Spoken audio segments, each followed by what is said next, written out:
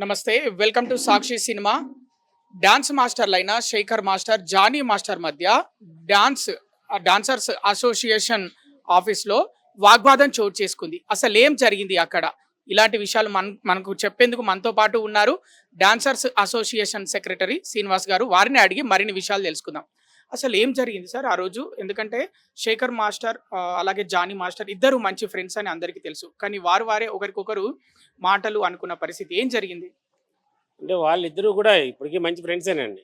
అంటే యూనియన్ పరంగా వచ్చేపాటికి ఏమవుద్దంటే, ఒకళ్ళు మంచి చేద్దామని అందరూ మంచి చేద్దామని వస్తారు.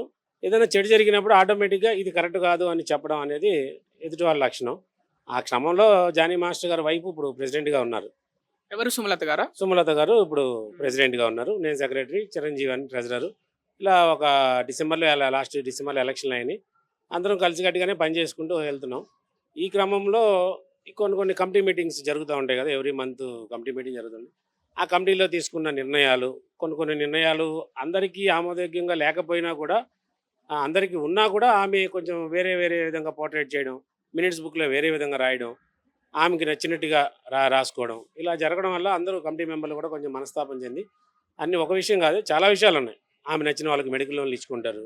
నచ్చని వాళ్ళకి ఇవ్వరు. అలా కొంతమందిని లాస్ట్ బాడీలో తప్పు చేసిన వాళ్ళని ఏదైనా శిక్ష వర్క్ చేసుకోకూడదు, లేదంటే ఫైన్ కట్టాలన్న వాళ్ళని కూడా నేను పర్మిషన్ ఇచ్చేస్తున్నాను, మీ కమిటీ మెంబర్ల పర్మిషన్ నాకు అవసరం లేదు అన్న ధోరణిలో అలా ఏకపక్ష నిర్ణయాలు టోటల్గా ఆవిడ ఇంకా నేను నేను ఇదే నేను ఇంతే చేస్తానన్నట్టుగా మా ఎవరి నిర్ణయాలు కూడా పట్టించుకోకుండా ఆవిడ ఆ నియంత్రణ ధోరణిలో వెళ్తుందన్నమాట. వీడియోలో చూసాము శేఖర్ మాస్టర్ చెప్పడము, ఫెడరేషన్‌కు సంబంధం లేకుండా కూడా ఎన్నికలు నిర్వహిస్తున్నారు అని కూడా. దానిపైన ఏం చెప్తారు? ఇది ఎన్నికలు కాదండి. ఇది యాక్చువల్ ఏంటంటే ఈమె ధోరణి నచ్చకే ఒక 10 మంది హ్మ్. మేము రిజైన్ చేసాం. హ్మ్. రిజైన్ చేసిన తర్వాత ఫెడరేషన్ వాళ్ళు దాన్ని యాక్సెప్ట్ చేయలా. హ్మ్. చేయకుండా ఒక సమన్వయం కోసం ఒక కమిటీ పెట్టారు. ఆ కమిటీలో కూర్చొని మాట్లాడిన తర్వాత మళ్ళీ సైజు కుదరలేదు. అయినా కూడా మేము యాక్సెప్ట్ చేయము. ఎందుకంటే ఇది అసలు మీ సిల్లీ విషయాలు, చాలా చిన్న చిన్న విషయాలు. ఇలాంటి విషయాల మీద మీరు ఇంత రాజీనామాల దాకా వెళ్ళొద్దు. కరెక్ట్ కాదు. సరే ఎవరు తప్పైనా ఒప్పైనా కలిసికట్టుగా పని చేసుకోండి అని చెప్పడం జరిగింది. దాని తర్వాత అలుసుగా అంటే ఇచ్చాము కదా అని చెప్పేసి మమ్మల్ని 10 మందిని సస్పెండ్ చేసింది ఆవిడ. ఎవరు? సుమలత గారు. సుమలత గారు. హ్మ్. యాక్చువల్‌గా ఆవిడకి సస్పెండ్ చేసే రైట్ అసలు ఆవిడకి ఉండదు. హ్మ్. అయినా కూడా మమ్మల్ని 10 మందికి సస్పెండ్ చేస్తామని చెప్పి లెటర్ ఇచ్చారు. దాని తర్వాత మేము లేబర్ ఆఫీస్‌కెళ్ళాం. ఆయన కూడా క్లారిటీగా చెప్పారు. మీరు అసలు ఒక మెంబర్ మా కమిటీ మెంబర్ గాని, సెక్రటరీ ఇలా సస్పెండ్ చేసే మీకు రైట్ ఉండదమ్మా. ఇది కరెక్ట్ కాదు. ఏదైనా నోటీస్ ఇచ్చావా? ఇవ్వలేదు. ఇవ్వకుండా ఎలా ఎలా ఎలా సస్పెండ్ చేస్తావు అయన్నీ అంటే, ఇక నుంచి ఏదైనా చేయాలన్నప్పుడు కంపల్సరీ వాళ్ళకి ఒక 3 నోటీసులు ఇవ్వాలి. అది ఫార్మాలిటీ. అది యాక్చువల్లీ ఒక ప్రొసీజర్ ఉంటుంది. దాని ప్రకారం చేయండి. ఒకవేళ సెక్రటరీ మీద మీరు ఆరోపణలు చేస్తున్నారు, క్యాషియర్ మీద ఆరోపణలు చేస్తున్నారు. వాళ్ళకి నోటీస్ ఇచ్చి వాళ్ళకి ఒక 15 రోజులు పీరియడ్ ఇచ్చి దాని ప్రకారం వాళ్ళ దగ్గర వివరణ తీసుకుని మళ్ళీ దాన్ని జనరల్ బాడీలో పెట్టి చేయాలి. కానీ ఏమీ లేకుండా డైరెక్ట్‌గా నా ఇష్టం పెన్ను, పేపర్ ఉంది కదా అని చెప్పి సంతకం పెట్టి వాట్సాప్‌లో పోస్ట్ చేసేయడం. దాని ప్రకారం మేము ఆయన దగ్గరికి కూడా వెళ్ళాం. ఆయన కూడా ఇలా కరెక్ట్ కాదని చెప్పడం జరిగింది. కమిటీ మెంబర్ల వరకు కంపల్సరీ మీరు తీసుకోండి. వీళ్ళ మీద మీరు ఆరోపణలు చేస్తున్నారు కాబట్టి వీళ్ళని ఎంక్వైరీ చేసిన తర్వాత తప్పుంటే వాళ్ళని శిక్షించండి. ఈ రూల్ ప్రకారం ఏముందో, లేదు అంటే వాళ్ళని కూడా తీసుకోండి అని చెప్పారు. అయినా కూడా అలాంటిదేమీ ఆమె చేయకుండా ఓన్లీ కమిటీ వాళ్ళకి ఎలక్షన్ పెట్టాలా? వద్దా? అనే ఒకే ఒక విషయం మీద నిన్న ఈ ఒక మీటింగ్ నిన్న మీటింగ్ జరిగింది. ఆ మీటింగ్‌లో ఫెడరేషన్ వాళ్ళు చెప్పేదేంటంటే, అందరూ రాజీనామాలు చేశారు 10 మంది. దాంతో పాటు దీని ముందు జనరల్ బాడీలో ప్రెసిడెంట్ అయినటువంటి సుమలత గారు కూడా రాజీనామా చేస్తున్నానని చెప్పి మైక్‌లో అందరి ముందు చెప్పారు. మీరు కూడా రాజీనామా చేసేసారు కాబట్టి, మీకు కూడా వాళ్ళతో పాటు అందరికీ ఎలక్షన్‌లుంటాయి. మొత్తం బై ఎలక్షన్స్ ఉంటాయని చెప్పారు. ఆ పాయింట్‌ని పెట్టకుండా ఫెడరేషన్ వాళ్ళు ఇచ్చిన లెటర్‌ను కూడా వీళ్ళు లెక్క చేయకుండా ఈమె ఒకే ధోరణితో ఓన్లీ కమిటీ మెంబర్‌లకే ఎలక్షన్ ఉండాలా? వద్దా? అనే పాయింట్ మీదే ఎలక్షన్ పెట్టింది. ఫెడరేషన్ వాళ్ళొచ్చారు. లేబర్ ఆఫీస్ నుంచి వాళ్ళ ప్రతినిధులొచ్చారు. వాళ్ళు కూడా ఫెడరేషన్ వాళ్ళు చూసి ఇదేంటమ్మా ఇలా ఇలా ఇలా పెట్టావు, ఇది కరెక్ట్ కాదు. మేము చెప్పిందేంటి? నువ్వు చేసేదేంటి? ఇది ఇలా అయితే మేము ఉండమని చెప్పి వాళ్ళు బాయ్‌కాట్ చేసేసి వెళ్ళిపోయారు.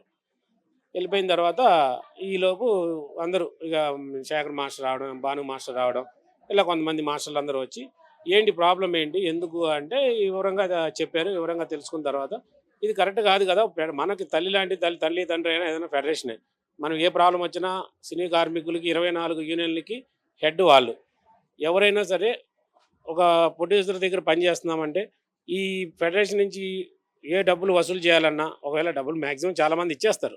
ఎవరన్నా ఇవ్వలేని పక్షంలో ఉంటే కంపల్సరీ ఫెడరేషన్ వాళ్ళ ద్వారా మనం అది తెప్పించుకుంటాం.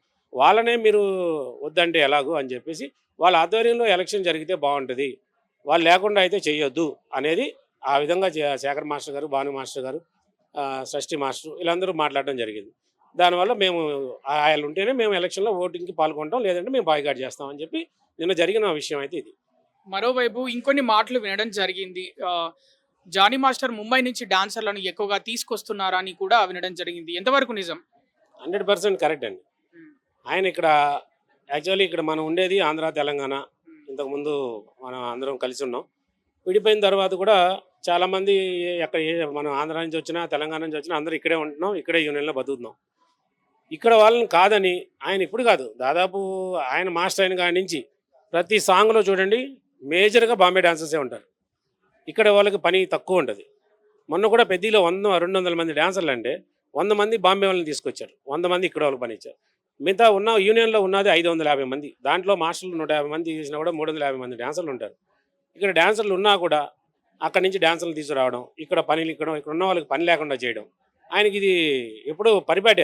అది ఎలక్షన్ ముందేమో నేను ఎలక్షన్లో గెలవడానికి నేను బాంబే నుంచి అసలు డాన్సర్లనే తీసుకురాను, నేను అంతా మీ ఇక్కడే వాడతాను అని చెప్పి ఎలక్షన్లో జనాల దగ్గర చెప్పి ఓట్లు వేయించుకుని గెలిచిన తర్వాత ప్రతి సాంగ్లో బాంబే వాళ్ళని ఈ మా యూనియన్లో మా మెంబర్స్ కూడా చాలామంది, కొంతమంది ఖండించే వాళ్ళు ఉన్నారు, కొంతమంది ఇంకా మనకు పని వస్తే చాలు, మేము బతికితే చాలు, ఎవరు ఎటుపోతే నాకెందుకునే వాళ్ళు చాలామంది ఉన్నారు. ఇది ఆయన కంపల్సరీ ఆ బాంబే వాళ్ళని తీసుకురాకుండా ఉంటే యూనియన్లో ఉన్న మెంబర్స్ అందరికీ పని ఉంటుంది, అందరూ హ్యాపీగా బతుకుతాం. ఫైనల్గా మీరు మీకు కావాల్సి మీకు ఏం కావాలి? మీ డిమాండ్స్ ఏంటి? మా డిమాండ్స్ ఏం లేదండి. ప్రెసిడెంట్గా ఆవిడ తీసుకునే నిర్ణయాలు కరెక్ట్గా ఉంటే మేమందరం సపోర్ట్ చేయడానికి రెడీగా ఉన్నాం. ఆమె ప్రతి చిన్న విషయాన్ని భూతద్దంలో పెట్టి చూస్తున్నారు. మేము ఎప్పుడో నేను సెక్రటరీగా ఉన్న లాస్ట్ పీరియడ్లో ఇప్పుడు 22-23లో ఆ టైంలో నేనేదో వెలిగే ఒక మనిషిని భయపెట్టానని, డబ్బులు తీసుకున్నానని, ఇప్పుడు ఒక మనిషిని తీసుకొచ్చి నా మీద ఒక అస్త్రం ప్రయోగించారు. అతను చెప్పాలనుకుంటే దాని తర్వాత 3 బాడీలు 2-3 బాడీలు అయిపోయినాయి, 2-3 ప్రెసిడెంట్లు మారారు. అప్పుడే చెప్పొచ్చు కదా. ఇప్పటి వరకు అంటే నేను వాళ్ళకి ఆపోజిట్గా మాట్లాడుతున్నానని చెప్పి ఈరోజు నా మీద కక్షపూరితంగా ఇలాంటివన్నీ ప్రయోగం చేస్తున్నారు నా మీద. రైట్. మరి ఇది విషయం. ఇక్కడ తెలుగు ఫిలిం డాన్సర్ అసోసియేషన్లో దాదాపు 550 మందికి పైగా డాన్సర్లు ఉంటే అందులో 150 మంది డాన్స్ మాస్టర్లను తీసేసినా కూడా దాదాపు 400 నుంచి 450 మంది డాన్సర్లు ఉన్నప్పటికీ కూడా ముంబై నుంచే 100 మంది డాన్సర్లను తీసుకొస్తున్నాడు జానీ మాస్టర్ అని చెప్తున్నారు డాన్సర్స్ అసోసియేషన్ సెక్రటరీ శ్రీనివాస్ గారు. కెమెరామెన్ శివతో కృష్ణబాల, హైదరాబాద్, సాక్షి.